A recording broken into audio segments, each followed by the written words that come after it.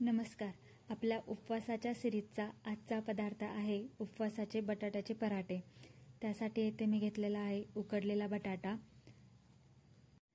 जिरे आणि हिरवी मिरचीचं वाटण. त्यानंतर आपण घेऊया वरई आणि साबुदाणा यांचं पीठ मी एकत्र करून घेतलेलं आहे 1 वाटी.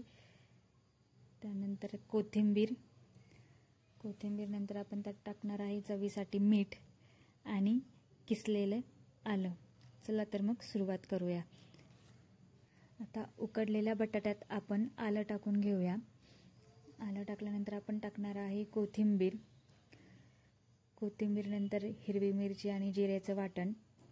त्यानंतर जे वरई आणि साबुदाण्याचं पीठ आहे ते आपण इथे टाकून घेणार आहे. ते पीठ टाकल्यानंतर आपण टाकणार आहे मीठ. आता हे सगळे पदार्थ आपण एकजीव करून घेणार आहे व याचं छानपैकी डो तयार करून घेणार आहे. डो आपला इथे तयार आहे. मी इथे थोडीशी पिठी घेतली आहे पराठा लाटताना लावण्यासाठी.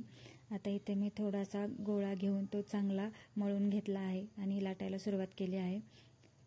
लाटताना खाली पीठ जास्त टाकून घ्या म्हणजे पराठा हा चिकटणार नाही व फाटणारही नाही.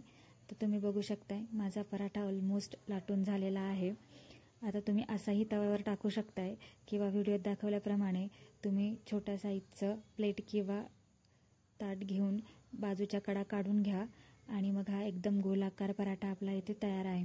आता मी हा तव्यावर टाकून भाजून घेते. मी तव्यावर थोडंसं तेल टाकलेलं आहे. अगदी अलगद पराठा टाकायचा आहे. पराठा हा एका बाजूने पूर्ण भाजून होईपर्यंत पलटायचा नाहीये. आता इथे हा पराठा आपला छान एका बाजूने भाजला आहे. दुसऱ्या बाजूनेही पराठा तितकाच खरपूस भाजून घ्यायचा आहे. दुसऱ्या बाजूने भाजेपर्यंत उलटायचा नाहीये. मी पराठ्याला थोडं थोडं मध्ये तेल लावत आहे. इथे बघा पराठा हा दोन्ही बाजूने छान भाजला गेलेला आहे.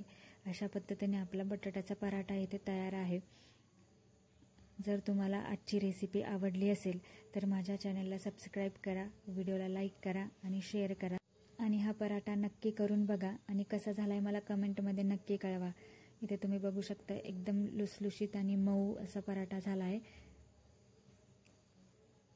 अशा पद्धतीने आपला बटाट्याचा पराठा हा तयार आहे.